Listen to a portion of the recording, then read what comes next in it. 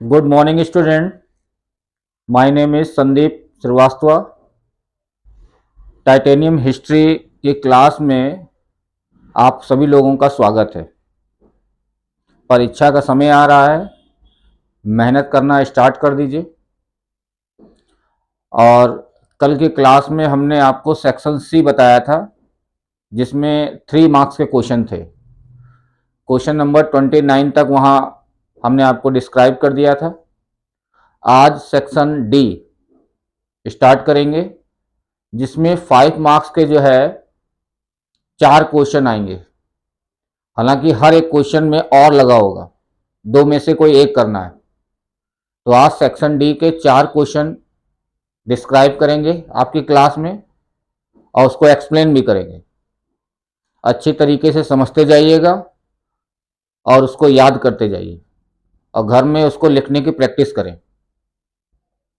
ठीक है, तो 5 नंबर का क्वेश्चन होता है और इसमें 5 पॉइंट्स लिखने होते हैं। ठीक है, 5 पॉइंट्स लिखने होते हैं, और अच्छे पॉइंट, स्पेसिफिक पॉइंट लिखेंगे तो आपको नंबर पूरे 5 में मिलेंगे। 5 मिलेंगे। देखा गया है कई सालों से कि सोशल साइंस में बच्चे अच्छे नंबर ला रहे हैं, 95, 96, 98 नंबर तक लाए हैं। बस आपके लिखने का तरीका और स्पेसिफिक पॉइंट लिखिए, और साफ, नीट एंड क्लीन काम करिए, साफ सुथरा। तो चलते हैं, आज की क्लास को स्टार्ट करते हैं। ब्लैक बोर्ड में देखिए ध्यान से। अगर आपके पास ओसवाल का अनसॉल्व्ड है तो खोल लीजिए, सैंपल पेपर नंबर 2 है, सेक्शन डी। आपको क्वेश्चन मिल जाएंगे और उसको आंसर को हम एक्सप्लेन करने जा रहे हैं, और उसको समझते चलिए। तो पहला क्वेश्चन 30 है, आज का सेक्शन डी का 30 नंबर क्वेश्चन है। With reference to Scotland and Ireland, explain how British nationalism grew at the cost of other culture. तो आपको लिखा हुआ है with reference to Scotland and Ireland, सब ये यूरोपियन कंट्रीज हैं। तो स्कॉटलैंड और आयरलैंड के रेफरेंस में क्या बात कही गई है कि एक्सप्लेन करना है हाउ, माने कैसे, किस प्रकार ब्रिटिश नेशनलिज्म ग्रू हुआ eight the cost of other culture, यानी कि दूसरे जो रहती थी जातियां, दूसरे प्रकार के जो लोग रहते थे, उनके कल्चर के ध्यान न देते हुए किस तरीके से हाउ ब्रिटिश नेशनलिज्म आगे ग्रू किया, बढ़ा। तो इसको 5 पॉइंट से समझेंगे। हालांकि मैंने यहां 6 पॉइंट लिखे हुए हैं, आपको लिखने 5 पॉइंट्स हैं। पहला है, through the act of union 1707 England was able to impose its influence on the Scotland. इस चीज को ध्यान रखिएगा, 1707। तो इसमें क्या हुआ था, एक कानून बनाया गया था। ब्रिटिश की पार्लियामेंट ने एक कानून बनाया था, द एक्ट ऑफ यूनियन कहा गया है, जो 1707 में, यानी कि 1707 में बना था। और इस कानून के तहत England was able to impose its influence Scotland, और इसी कानून के तहत इंग्लैंड स्कॉटलैंड के ऊपर अपना प्रभाव बना सका या जमा सका। तो उसने अपना प्रभाव जो है इस एक्ट ऑफ यूनियन के तहत अपना प्रभाव स्कॉटलैंड के ऊपर डाला। सेकंड पॉइंट है, the growth of British identity in parliament suppress the distinctive culture of Scotland. British की पार्लियामेंट में जब ब्रिटिश की आइडेंटिटी, ब्रिटिश की पहचान बढ़ती जा रही थी, तो उसने सप्रेस कर दिया। सप्रेस माने कुचल देना, दबा देना। किसकी कल्चर को? Distinctive culture of Scotland. तो वहां पर रहने वाले जो दूसरे स्कॉटलैंड के जो लोग थे, उनके कल्चर को दबा दिया गया, क्योंकि एक तरफ ब्रिटिश पार्लियामेंट में ब्रिटिश का जो प्रभाव था वो बढ़ रहा था, और उस प्रभाव के चलते उन्होंने स्कॉटलैंड के कल्चर को क्या कर दिया? सप्रेस कर दिया। थर्ड पॉइंट है, the Catholic clans that inhibited the Scottish highland suffered repression. और यहां पर यह भी देखा गया है जो कैथोलिक क्लैंस के लोग थे दैट इनहिबिटेड स्कॉटिश थाईलैंड में रहते थे, उन्होंने भी बहुत ज्यादा इसको सफर किया रिप्रेशन का। यानी कि कैथोलिक जो वहां पर रहते थे, कैथोलिक जो होता है ना, ईसाइयों के कैथोलिक होते हैं, प्रोटेस्टेंट होते हैं। हालांकि प्रोटेस्टेंट ग्रुप बना था मार्टिन लूथर को श्रेय जाता है, मार्टिन लूथर ने बनाया था। तो Catholic clans that inhibited the Scottish highland, जो स्कॉटिश हाईलैंड में रहते थे, उन लोगों ने भी काफी सफर किया रिप्रेशन का। और रिप्रेशन करने वाले कौन थे? ब्रिटिशर्स थे।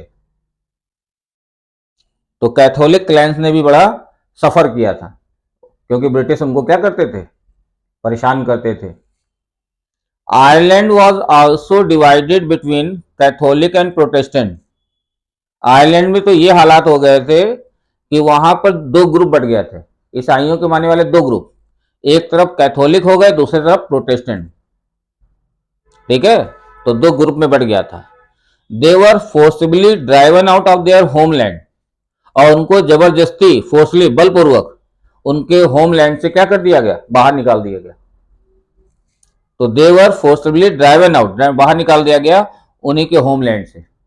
ये प्रभाव चल रहा था ब्रिटिशर्स का। Ireland was forcibly incorporated in the UK, और बलपूर्वक जबरदस्ती इनकॉर्पोरेटेड माने इसको शामिल कर लिया गया, किसमें? यूनाइटेड किंगडम में। और यूनाइटेड किंगडम का मतलब क्या होता है? ब्रिटेन, जिसको हम इंग्लैंड भी कहते हैं, यूनाइटेड किंगडम भी कहते हैं। ठीक है, तो आयरलैंड को जबरदस्ती जो है, क्योंकि ब्रिटिश का प्रभाव तो बहुत था ही वहां, तो उन्होंने जबरदस्ती इसको यूनाइटेड किंगडम में शामिल कर लिया। तो क्वेश्चन नंबर 30 समझ में आ गया होगा। ये 6 पॉइंट है, लेकिन आपको लिखने कितने? 5 पॉइंट्स। क्वेश्चन नंबर 31 क्या है? Which crop is known as the golden fibre? किस क्रॉप को हम गोल्डन फाइबर कहते हैं? ठीक है, और फिर क्वेश्चन है explain any two geographical condition essential for the cultivation of this crop. यानी कि जूट की कल्टीवेशन के लिए जो दो कंडीशंस हैं, ज्योग्राफिकल, भौगोलिक जो कंडीशन होती हैं जो आवश्यक हैं, उनको लिखिए। और साथ ही साथ mention 4 uses of this crop, और इस क्रॉप के जो है 4 यूजेस बताइए। क्वेश्चन समझ में आ गया होगा। तो क्वेश्चन बहुत सिंपल है।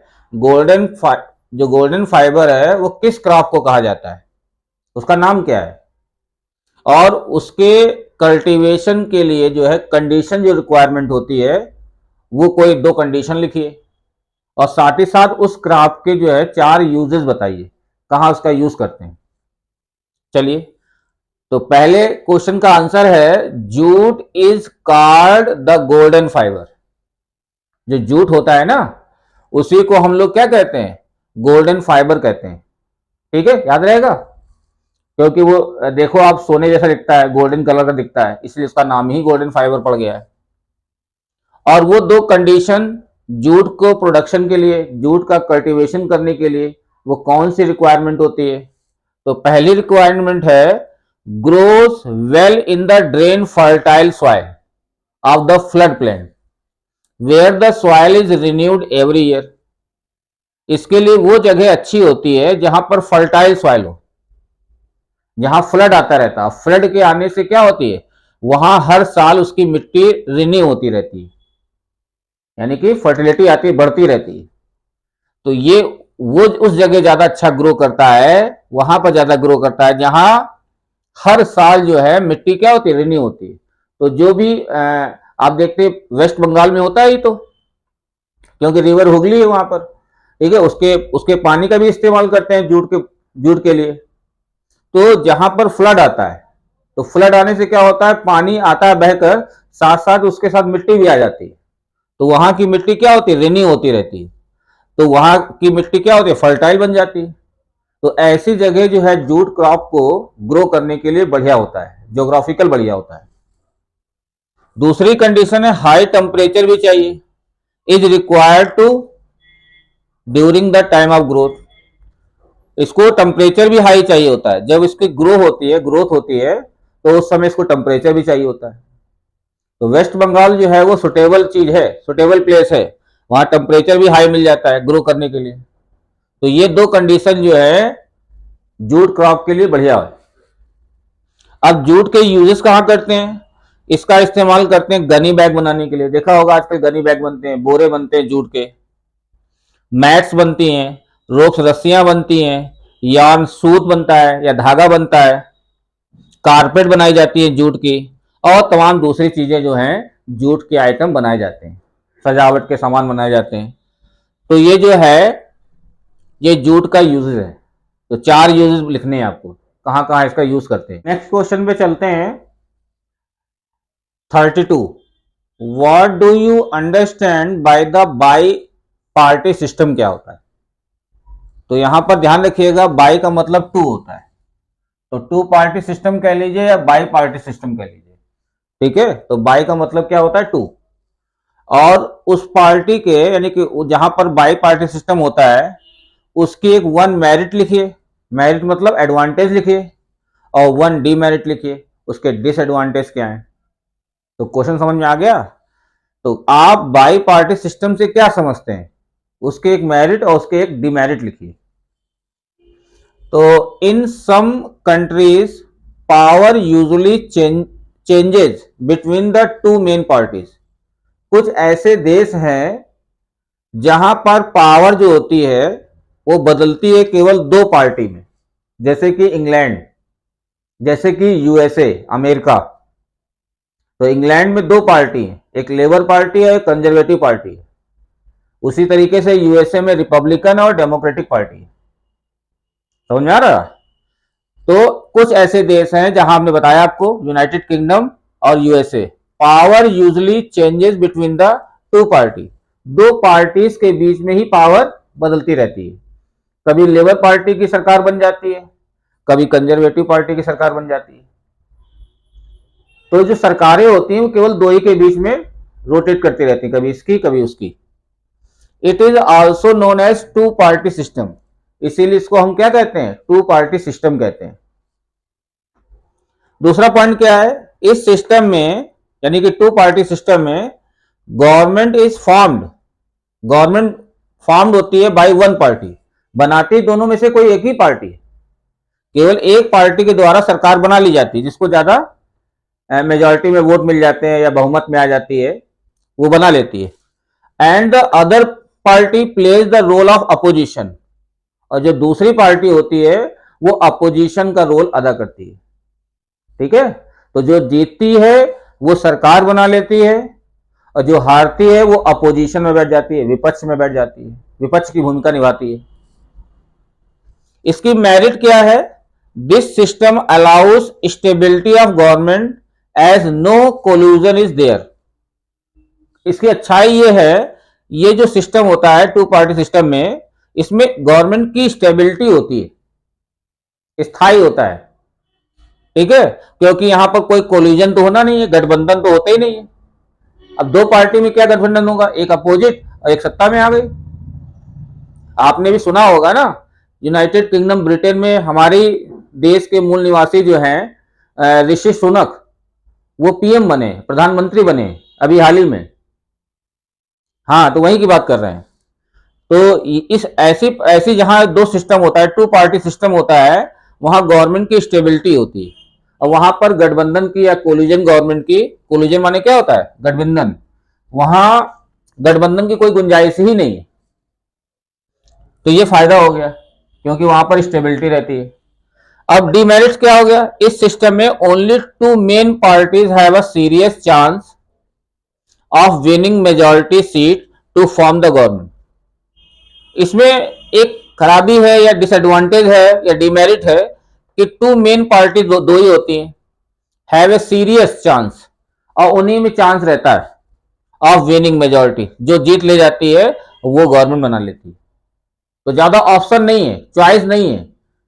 तो 2 में जो जीता, कहते नहीं जो जीता वही सिकंदर, तो वही है, जो ज्यादा सीट ले गया मेजॉरिटी में उसी की सरकार बन जाती है। समझ में आ गया? चलिए सेक्शन डी का लास्ट क्वेश्चन भी देख लेते हैं। How far it is correct to say that money in your pocket cannot buy the basic needs to live well. कितनी बढ़िया बात लिखी है देखिए मनी के बारे में. How far it is correct, कितना ये सही होगा कहना कि मनी जो आपके पॉकेट में है, जेब में जो मनी है, can not buy basic needs, जो हमारी बेसिक जरूरतें हैं, to live well, can not buy, वो खरीद नहीं सकती. अच्छी तरीके से रहने के लिए, लिव वेल, अच्छी तरीके से रहने के लिए जो हमारी बेसिक चीजें हैं उसको पैसा खरीद नहीं सकता. ये बात आप कैसे कह सकते हैं, किस तरीके से कहना चाहेंगे? समझ में आ रही? आंसर क्या है? Income by itself is not a completely adequate indicator. Income करना, इनकम जो है अपने आप में इज नॉट ए कंप्लीट है, वो अपने आप में परिपूर्ण नहीं है, कंप्लीट नहीं है, कंप्लीटली एडिक्वेट इंडिकेटर कि हमने सब पा लिया. अगर आप सोचें कि हमने खूब पैसा इनकम कर ली तो हमने सब कुछ पा लिया, तो वो कंप्लीटली एडिक्वेट इंडिकेटर नहीं है. ठीक है, कमाल लेने से, इनकम आ जाने से, पैसा आने से सब कुछ नहीं मिल जाता. यहां लिखा हुआ income by itself is not a completely adequate indicator, वो कंप्लीट एडिक्वेट इंडिकेटर नहीं है, यानी कि अर्थात पैसे से सब कुछ नहीं खरीदा जा सकता. ये तो मतलब है. Money can not by you a pollution free environment, और आगे दिया भी हुआ है मनी से आप एक पोल्यूशन फ्री इन्वायरमेंट नहीं खरीद सकते, एक ऐसा वातावरण जिसमें प्रदूषण ना हो. पोल्यूशन मतलब क्या होता है? प्रदूषण ना हो. तो आप ऐसा पैसा देकर नहीं खरीद सकते. समझ में आ रही है? Money may also not be able to protect you from infectious diseases, और पैसे से आप कोई घातक बीमारियां होती है, इन्फेक्शियस, संक्रामक जो होते हैं ना, संक्रामक जो बीमारियां होती है उससे आप बच भी नहीं सकते. कि अगर आप उसको 2000 का नोट दिखा दो, भैया मेरे पास ना आना, तो क्या वो नहीं आएगी? तो पैसे से जो घातक बीमारियां होती है, इन्फेक्शियस डिसीजेज होती हैं, उससे रक्षा भी नहीं होती. इलाज करा सकते हैं आप, लेकिन पैसे से कोई बचत नहीं होती.